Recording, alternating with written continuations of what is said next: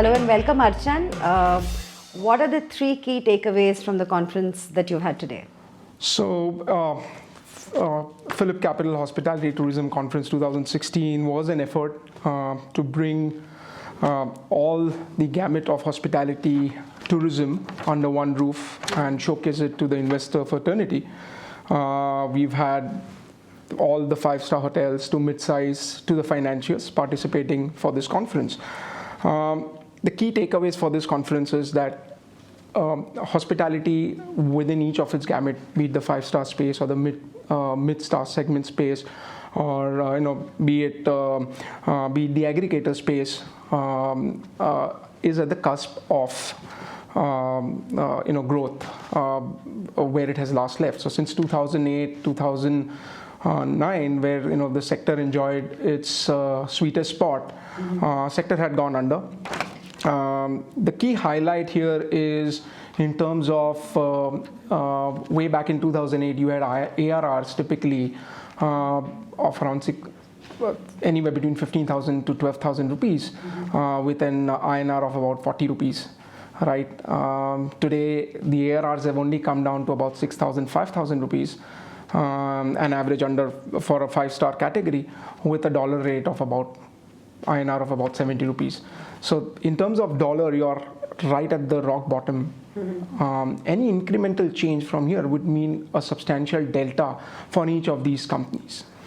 Number one. Number two, most importantly, in 2006, 2008, most of these corporate balance sheets have only become lighter across the segment, be it five-star category or mid-segment category. The reason is that the cost of land has only gone up, so there are more and more entry barriers that come in. People have understood the fact very well, and they're rather working towards it rather than going in terms of acquisition like what they did way back in 2006, 2008. So that was very heartening to see every single participant having enlightened of the fact that all right, you need to be lighter, you need to be getting your OPEX right going forward. Number three is you've seen the business travel really pick up, and you've seen the same inference you get what you've been seeing from the aviation sector. You're also seeing the international travel month on month is picking up substantially. So as one of the participants on the panel mentioned that we have close to about 1.1 billion international travel coming into India, and that's likely to grow to 2 billion over the next 10 years. So that's a heartening fact. You see the business travel grow with a similar space, which is growing close to about 7 to 8%. So all in all put together, this makes a space, or wherever we are at the cusp of growth. Is only something that a bottom line can be ascribed to overall conversation or the feel of this conference. Okay, Archan, in terms of the participation, what kind of participants did you see? What was the kind of reactions that you got from the participants here? So, as I mentioned, the whole idea was to bring under one roof all the gamut of hospitality and tourism. So we saw someone from Indian hotels to Leela's to Chalet Group to a mid-size segment or four-star category of Royal Orchid.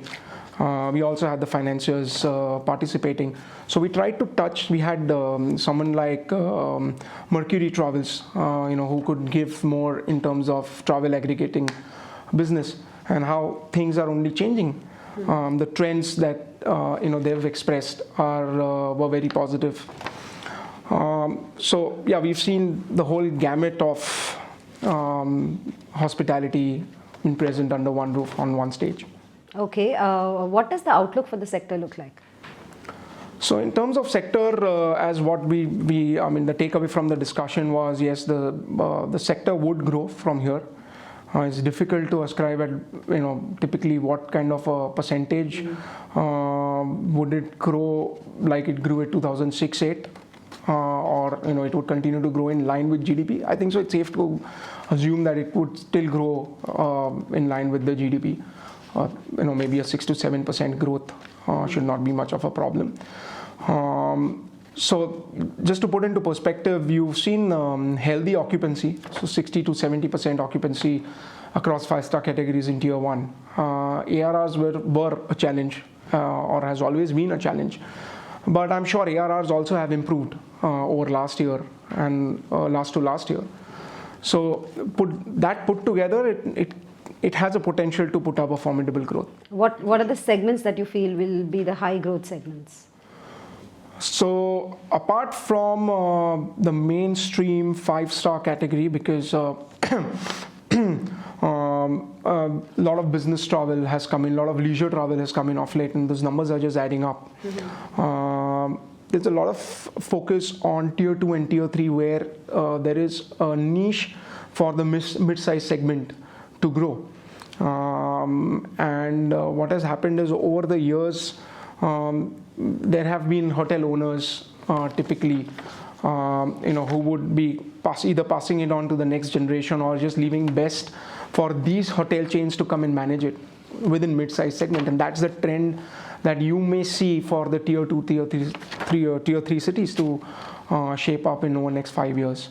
So that's the opportunity probably for the sector that can be emerged not only in tier 1 with the large 5 stars, but tier 2, tier 3 with the mid-segment hoteliers. Okay, then what are the 3 big changes that one will see in the hospitality, travel and tourism sector in the coming few years? So we're seeing the aspirational levels really coming back to 2008.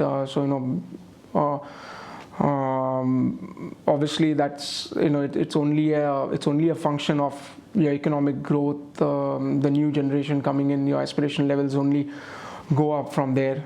So you will see more and more people getting themselves acquainted with the 5-star or the mid-segment lifestyle or travel. Number 2, you would see a lot of government, I won't say government impetus, but government spendings typically. So you will, you've seen that, right? You've seen trends like Make in India. So obviously that involves a lot of business travel, that involves a lot of international travel coming into India, and these use that 5-star and premium luxury accommodation would be used to quite an extent, and we see that trend going on very strong with this government and the kind of initiatives that they are taking. And any push from tourism here on is just going to add tremendously to this sector, which is right now, maybe if you see the international travel to domestic would be in the ratio of 60-40, 60 in favor of domestic. So you still have a scope of international travel going up, where can see that incremental delta coming for most of these hoteliers. What in your mind are the 2 big changes that India must see in its regulatory environment to give this sector that fillip that it requires? Okay, so it was very clearly discussed in the panel. One thing is from the taxation point of view. So you have your own, your own rent plus the tax. So that makes it a pretty hefty sum for every person to pay out, towards a hotel. So that is something that government may look at. But more importantly, I think so from the policy making, if at all there is going to be an impetus given to tourism, I think so that everything aside would have do wonders to the sector. We are seeing efforts in tier 2, tier 3 cities, but there's a lot of scope, and I'm sure government is quite awakened to the fact that tourism in next 5 to 10 years for India can be a substantial GDP earner, like in many other countries. So in one word, what is the view from the ground looking like for this sector? So just a clear takeaway, it's at the cusp. There are no new major supplies that are coming in. So it's much more matured market. And you're at the right end of the curve. be it from the investment perspective or trying to garner in as much as operational capex over the next 3 years. So we are yet at the cusp, just to put it. Are you saying that investors should be interested in this sector now? Yes, so since 2008, this sector was really not one of the mainstream sectors, but over the last year and a half, people have taken cognizance of the fact that already this sector has green shoots and potentially from where it is can really become a formidable sector in next 3 to 5 years. All right. Thank you so much for joining us. Thank you.